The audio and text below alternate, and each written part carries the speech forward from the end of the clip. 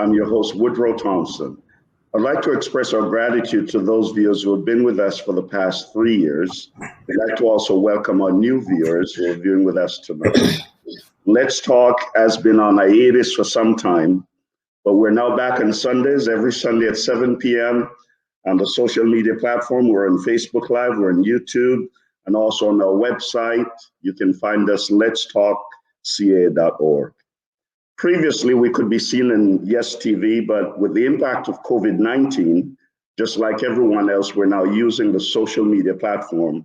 And our goal remains the same as before, which is to reveal the heart of Christ through engaging media conversations. It is fair to say that the COVID-19 pandemic has had a major effect on our lives. It has impacted us in so many ways. Many of us are facing challenges that can be stressful, they can be overwhelming, and they cause strong emotions in adults, in our youth, and in our children. Learning how to cope with stress in a healthy way will make us and the people we care about and those around us become more resilient. Coronavirus has negatively impacted many people's mental health and has created new barriers for people already suffering from mental illness, especially within our Black community and in the community of the minorities. During the pandemic, about 4 out of 10 adults have reported symptoms of anxiety or depressive disorder. And this is from 1 in 10 adults who reported these symptoms back in 2019. Today, we have invited a very special guest that will help us to share with you not just the implications of COVID-19 and our mental health, but how to cope during these very difficult times. It is my pleasure to introduce to you my guest, who is a psychotherapist, a social worker who's passionate about all things mental health and wellness. My guest earned a master's degree in social work. She received specialized training to provide treatment in anxiety, depression, OCD, BPD, trauma, and PTSD. My guest is the compassionate and innovative Marci Gray of Gray Matter Health Mental Wellness Studio. Marci, it's good to have you with us. Thank you so much for having me, Bishop. I want to thank you for making the time to be with us. We really appreciate it. It's great to be here. Thank you. Marci, before we get into our discussion and talk more about mental health and the impact on our lives, I'm always interested to know people's story. So take a few minutes and tell us about your journey. How did you get here? Did you always want to be a psychotherapist? Well, I've been in the field of social services for over 20 years, helping individuals in many capacities. Also worked a lot in ministry, counseling, and helping families through their tough times. But I found that there's nothing like life experience to teach you some things and to give you some passions. So when I went through my own battles with mental health and challenges, I found God brought me to a place where, you know, sometimes you're brought to the desert and you're brought to a new place. And I think he brings you to those places in order to provide some purpose and some new renewed sense of being for yourself. So I feel like he brought me through this journey so that I be able to help other people through their journey. So yeah, working in the field has been great, but also having my own experiences has also prepared me well. That's good to know. Now, I noticed that your mental wellness center is called Gray Matter Health. Why that name?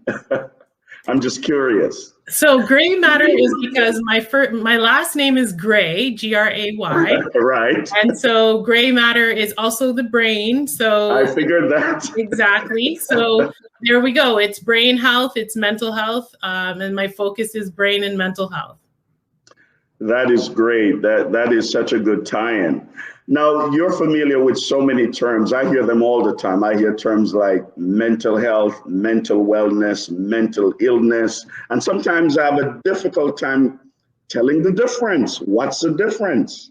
Right. I'm so glad you asked the question.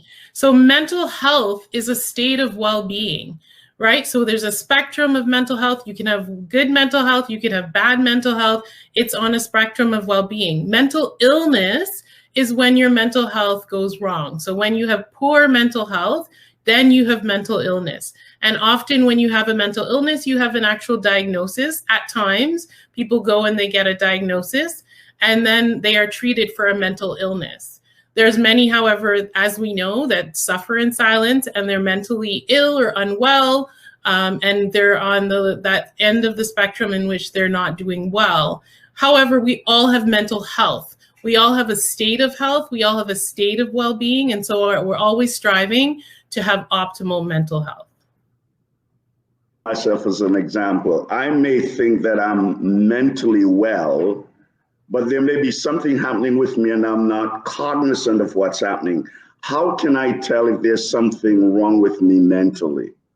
Yeah, good question. So there are 6 areas that I kind of tell people to look out for. I tell them to look out for your eating habits. Have they changed? So a lot of times there's a change in eating habits. A lot of times there's a change in your sleeping habits. Are you sleeping well? Having disrupted sleep? Is it difficult to fall asleep or stay asleep? A lot of times there's a change in function. So you're not able to function the way that you were able to function before. So there's several different areas in which I ask people to take a look at. In terms of your relationships, are you having a lot of conflicts in your relationships? Is that an area that is of difficulty? And I tell them to look at these different areas of their life in order to sort out whether they're having high functioning mental health or they're not functioning well and they need to get some help.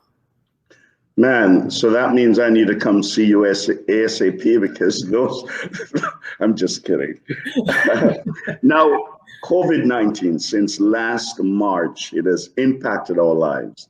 And this is a loaded question. What are some of the effects of COVID-19 on our mental health? Oh, wow. There's been so many effects. So the isolation has impacted everyone. Wow. Being isolated and no longer being able to have social gatherings. People who love to be around people and touch and hug and to have that contact with people. People are missing that. To be able to go out to the store. A lot of people use retail therapy. They love to shop. That's been taken away. People love to go to gyms. Wow. That's been taken away. That's impacted physical health. It's impacted mental health. The online life that we now have has impacted people a lot. So they're constantly in front of a screen rather than in front of live people. So that has impacted. So what we've seen is an increase in depressive symptoms and an increase in anxiety symptoms all around with a lot of people. Wow. Now, how does mental health relate to my physical health? Is there a correlation between mental health and my physical health? Absolutely, 100%. A lot of the times, one of the things that we use to treat mental health is looking at your physical health. So, for example, when you're depressed, you oftentimes have a lot of physical fatigue.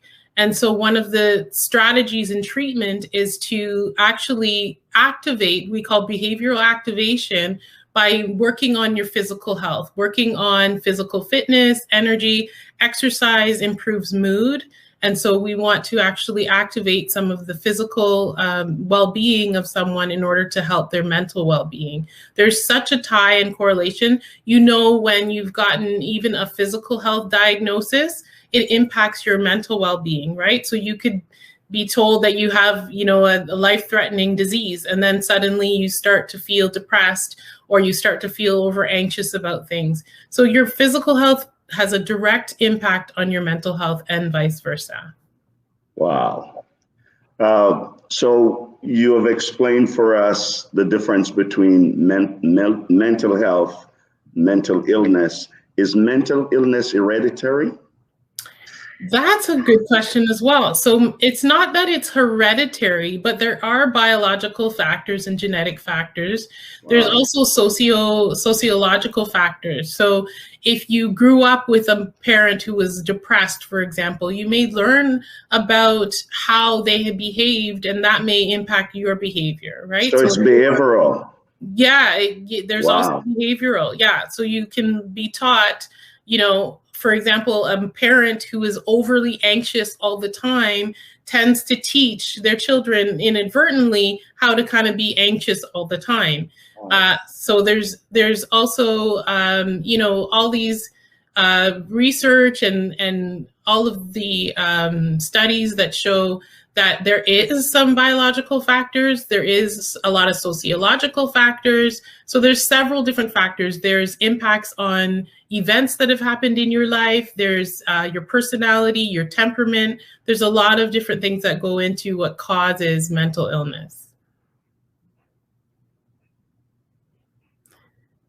And one of the things we want to consider as well is the spiritual aspect of things. So, right? So we sometimes think that if we're not spiritual enough, that can cause mental illness, and that is a myth. Right?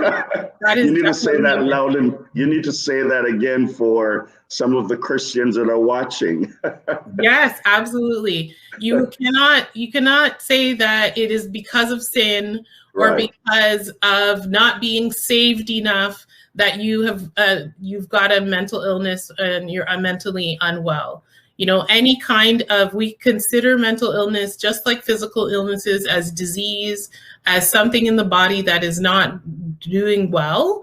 And so we want to pray it through, absolutely, but we also want to get medical attention and professional help, just like we would if we were told we had cancer or diabetes or any other physical illness.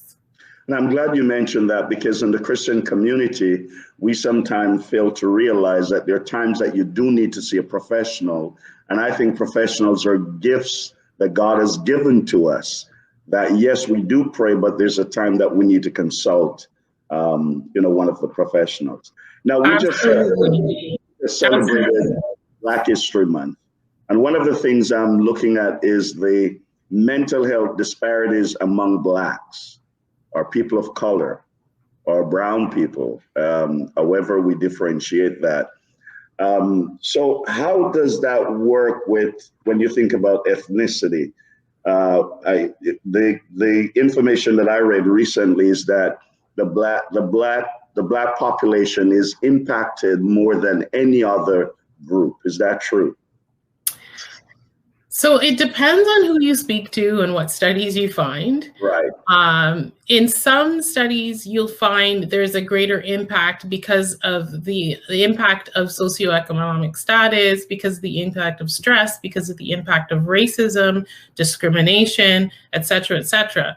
That being said, mental illness doesn't discriminate in that mental illness can impact everyone from every walk of life. Right? But there are factors that you do need to consider within a lot of Black communities or communities of color, which is the added cultural stigmas and the added experience of racism and racial trauma that can also impact mental health adversely. Should I go on? Yes, please. Okay. Yeah. So with these studies, there's a lot of studies to show that in Black communities, for example, you are seeing that people consider mental illness to be a weakness instead of seeing it as a mental illness, like an illness, like a physical illness. And so that then exasperates when someone has a mental illness, they're not getting treatment. So if they're not getting treatment and they're dealing with it on their own, then you're going to have higher rates of the mental illness within these communities because they're not getting help, right? Whereas in others, there's a stigma across the board with mental illness, but there's an added cultural stigma when it comes to Black communities because we're considering it as someone who's lazy or they're mad in their head or they're sick or they're mental. There's all these statements of stigma that has to do with mental illness that is impeding people from getting treatment and getting the help they need. Marci, this is great information, and we're going to take a quick break and then we'll be right back. I'll be right back with my guest. Please do not go. We'll be right back after this quick break. On the Let's Talk television program, we share solutions to real-life problems with real people, showing how faith guides everyone through the storms of life. We talk about tough issues that affect all generations. Our conversations help you learn, grow, and lead. Help us continue with this great work by partnering with us today. Call 905-625-1278 extension 233 or visit letstalkca.org. We look forward to your partnership with us to change lives. Let's Talk, revealing the heart of Christ through engaging media conversations.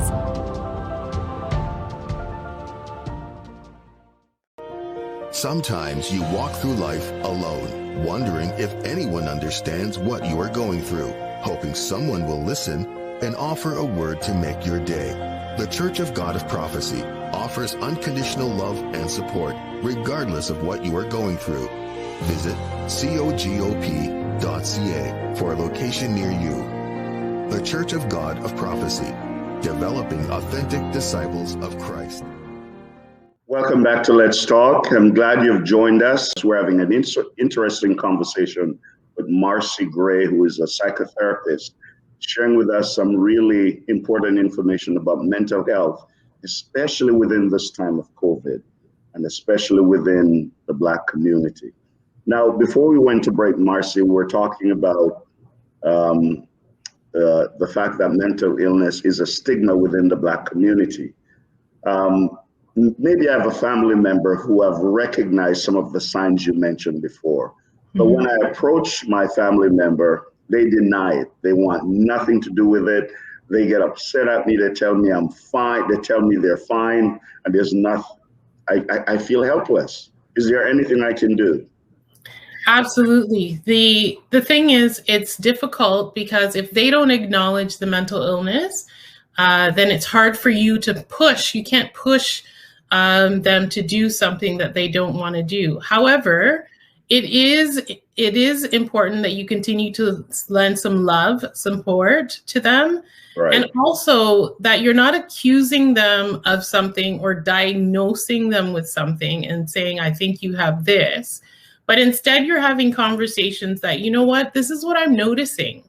I'm noticing, for example, that you used to always get up and you used to always go, for a walk every morning. And for the last few months, I've noticed that you're in bed every day and that you find it hard to get out of bed. Or I've noticed that you've totally cut off all your friends and you're no longer talking to anyone. So you're going to show them things that you've noticed and you're going to have the conversation about that. And it's really having a non-judgmental, supportive conversation with the person about the things that you've noticed.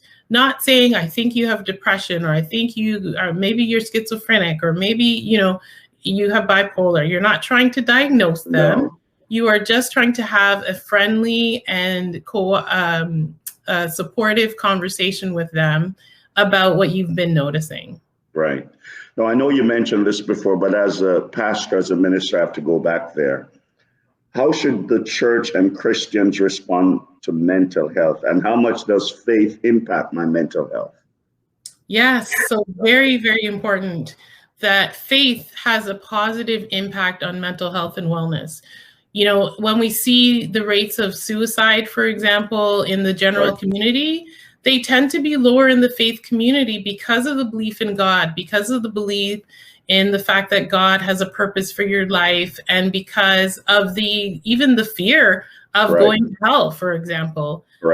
So having a faith tradition and faith belief does help you in terms of your mental health and wellness. It gives you something to hope for and to hold on to that a lot of people that are not of the faith community may not have. So that's really important in terms of faith. In terms of the things that the church can be doing is, for example, leaders, pastors, ministers coming to trainings about suicide intervention, for example. So I do a lot of trainings on suicide intervention and how to talk to someone who is thinking of suicide, how to successfully walk someone through when they're thinking of dying or they want to kill themselves.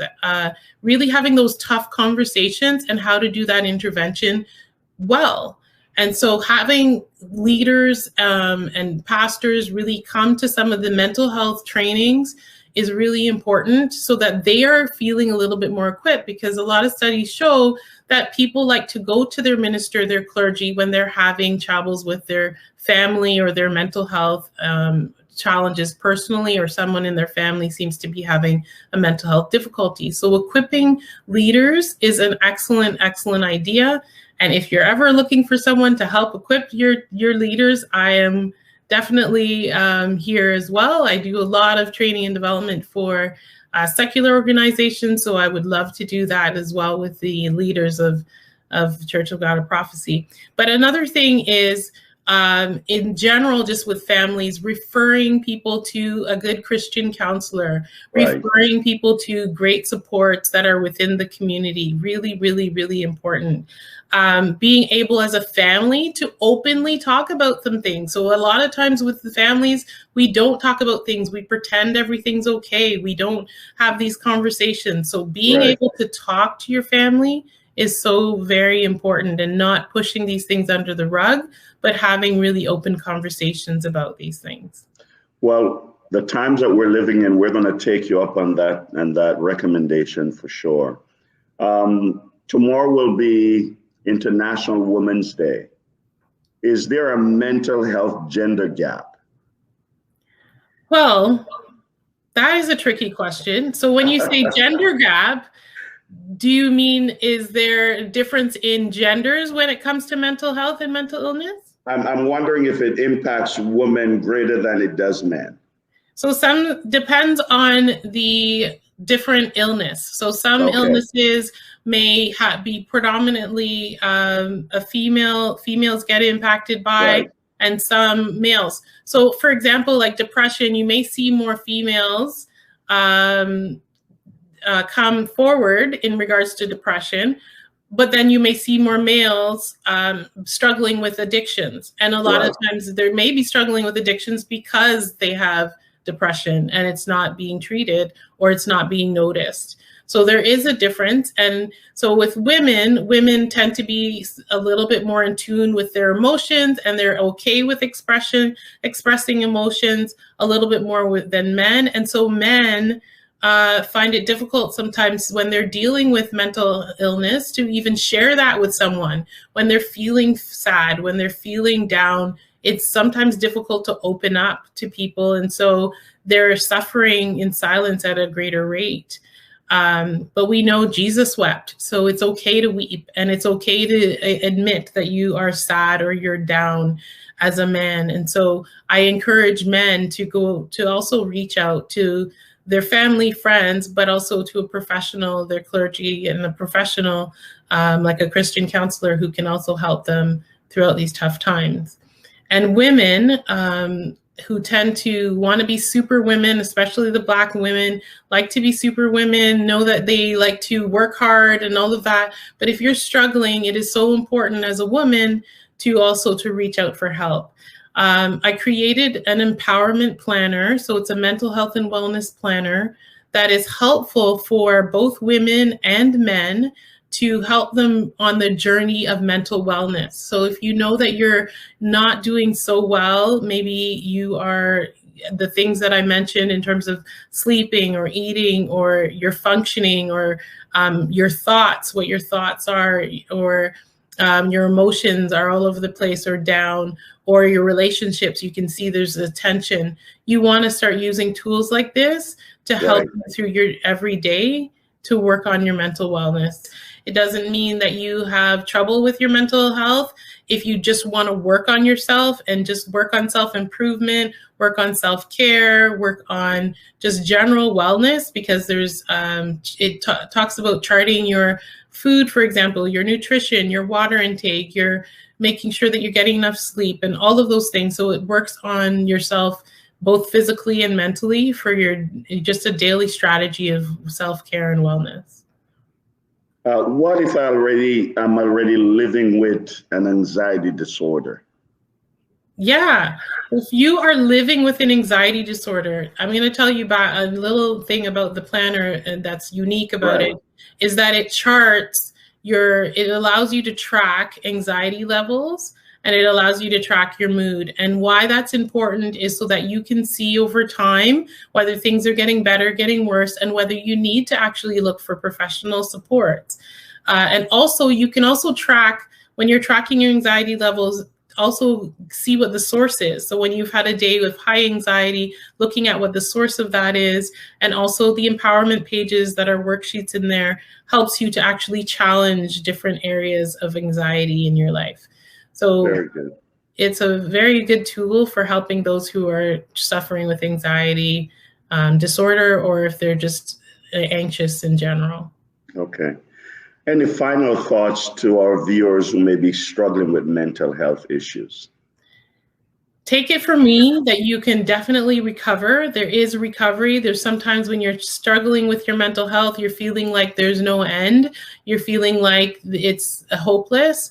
But I want anybody who's listening that is suffering to know that it's important that you're not suffering in silence. Please, please reach out for help and know that recovery is absolutely possible. You can definitely pray yourself through, but you can also seek therapy and seek supports as well. Right.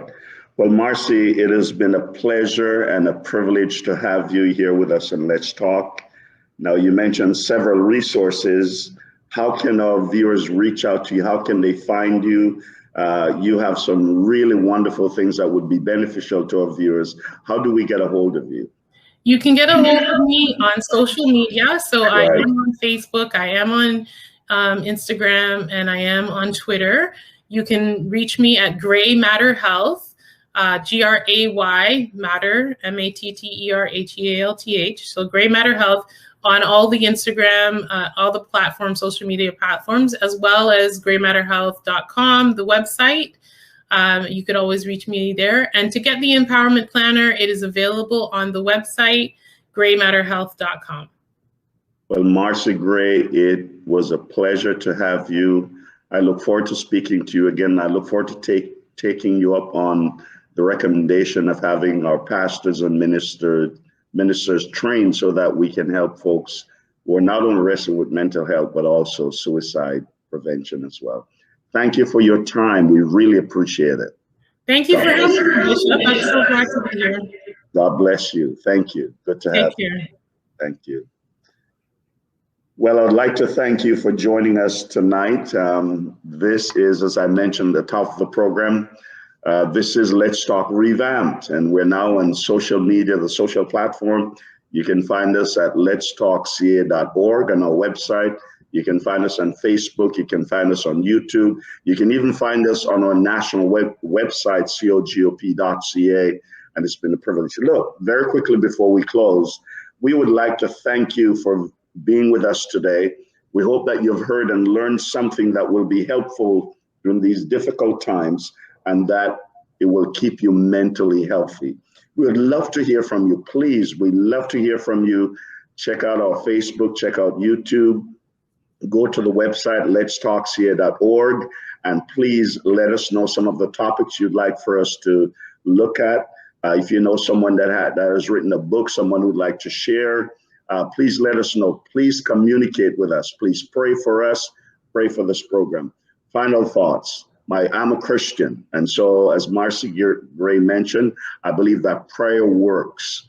And so you need to just continue to pray and seek the Lord. If you do not know Jesus Christ as Savior, you can cry out to him. He will change your life. He will transform your life. But there's also a time after you prayed that you also need to see a professional. And Marci Gray is a certified and a well-known psychotherapist if you ever need to see someone. Thank you so much for joining us. We look forward to seeing you next Sunday evening. Let's keep talking. God bless you. On the Let's Talk television program, we share solutions to real-life problems with real people, showing how faith guides everyone through the storms of life. We talk about tough issues that affect all generations. Our conversations help you learn, grow, and lead. Help us continue with this great work by partnering with us today. Call 905-625-1278, extension 233, or visit letstalkca.org. We look forward to your partnership with us to change lives. Let's Talk, revealing the heart of Christ through engaging media conversations.